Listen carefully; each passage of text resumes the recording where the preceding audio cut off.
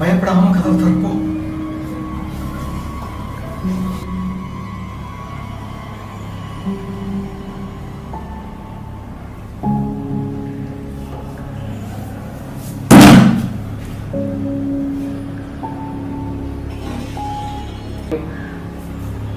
ஏய், யார் நீ?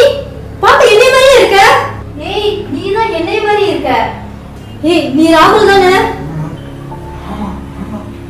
நீ என்ன பண்றதா இங்க? இல்ல, வாய்ப்பே இல்லை. நீ என் ராகுல் இருக்க வாய்ப்பே கிடையாது. நான் தனியா இருக்கிறப்ப என் ராகுல் இந்த மாதிரி வர மாட்டான். அவன் இந்த மாதிரி அசிங்கத்தை பண்ண மாட்டான்.